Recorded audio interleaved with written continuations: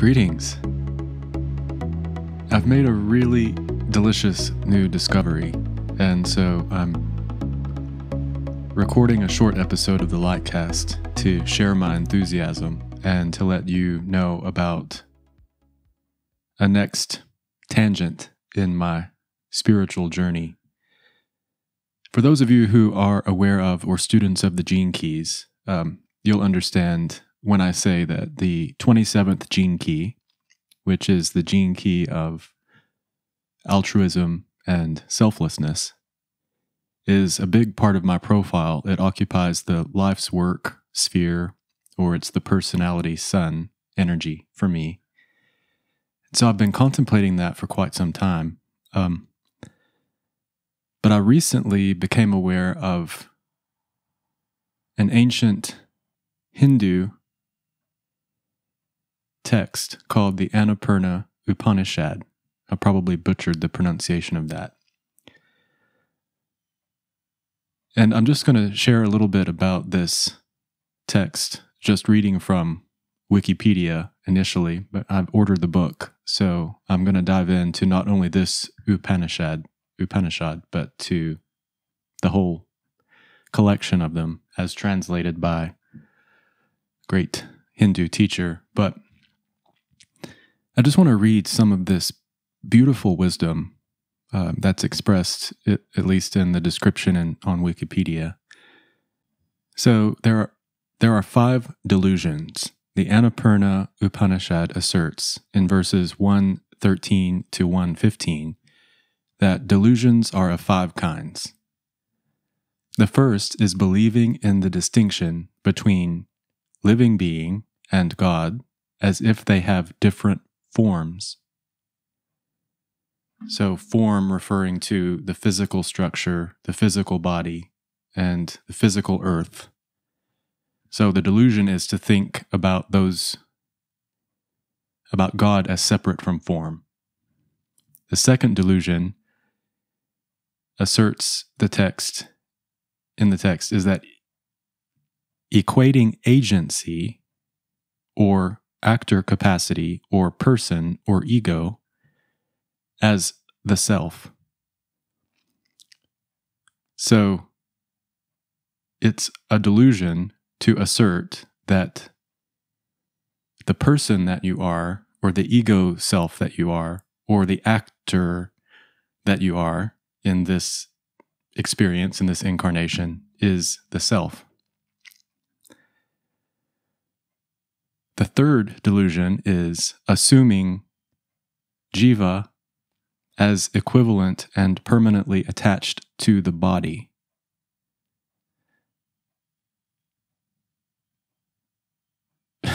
Well, that says what it needed to say. The fifth delusion is to presume the unchanging reality in the universe to be different from the cause of the universe.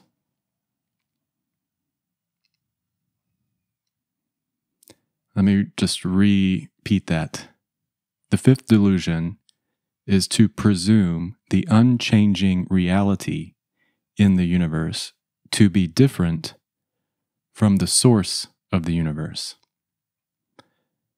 So I guess what it's saying is that the unchanging reality, with a capital R, is the cause of the universe. And so I'm just going to reinterpret that to say consciousness creates form.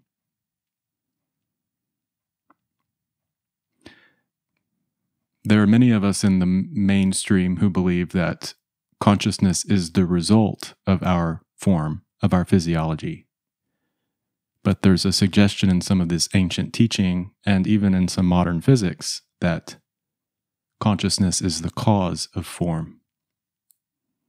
Chew on that one for a moment. Okay, the next part of this Upanishad is that the soul is the same in every being. The soul and the one's true identity as that which is the indestructible, the infinite, the spirit, the self of everything, integral, replete, abundant, and partless. Self-knowledge is born of awareness, asserts the text, and the soul is Brahmanic bliss, a state of inner calm no matter what, of one contemplation, of tranquil aloneness, of perpetual quiescence. My goodness, beautiful. It is the mind that craves and clings for objects and sensory impulses, leading to bondage to the object and whoever controls the object, states the text. The mind clinging. This causes suffering and the lack of true bliss. The awareness of this inner process, the attenuation of such mind, and the refocusing concentration on the soul leads to inner cool and self-love. Beautiful. A self-knower is not swung either by sorrow or by joy. He beholds all living beings as his own self. He fears no one, and other people's possessions mean nothing to him. They are inwardly withdrawn, and to them the city, the countryside, and the forest are spiritually equivalent. They have an inner thirst, asserts the Upanishad, and the world is forever interesting to those with self-knowledge. Beautiful. The next question answered is, who am I? How is the universe brought about? What is it? How does birth and death happen? In these sorts of questions, asserts the text, that leads one to investigate one's real nature, cure meaningless feverishness of mind, and comprehend the temporariness of life. Renounce all the cravings and objects, obliterate all clingings, states the text, and assimilate the answers that remain. Mind is the source of bondage. Mind liquidates mind, and mind helps attain freedom, asserts the text. The one with self-knowledge is even-minded. Beautiful. So sometimes in spiritual communities and in New Thought spiritual practices, we're taught to clear out the mind or sort of be against the mind, or that the mind is the enemy. I think that the goal may be to use the mind in the way that supports our incarnation and our expansion most effectively. The mind is just another tool. The question is, how are we using it? I'm just going to skip ahead a little bit to the last. The one with free spirit. The text in chapter 5 continues its description of the liberated person with self-knowledge and free spirit. The one with free spirit, asserts the text, knows his soul to be of the nature of light, of right knowledge. He is fearless, cannot be subjugated nor depressed. He does not care about afterlife, is not attached to anything. He is a silent man, yet full of activity, quiet but delightful in his self, asserts the text. He knows, states the text, that I am self that is the spirit.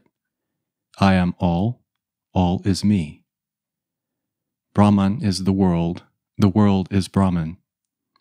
I am neither the cause nor the effect, vast and never finite. So, I hope you can feel I'm very excited about my resonance with this Upanishad. And it is connected to the idea of the 27th gene key through, I'm still going to discover exactly what that connection means to me, but I feel it has to do with the doctrine of harmlessness that I've been contemplating lately. Some people may hear this and by their cultural program or conditioning think that it's inappropriate for a spiritual seeker to jump around and draw insight and knowledge from different teachings and traditions. My suggestion is that we're moving into a new era, a new way, a new paradigm with regards to our spiritual natures. And the new paradigm is the idea of synthesis and finding the underlying universal truths and principles beneath each of the systems that we have been given in the past. The idea is that all religious structures and systems have some truth at their core, and that if we allow ourselves to learn and synthesize, we can receive the wisdom from each of them. Ask internal questions and validate things with your inner knowing and your intuition.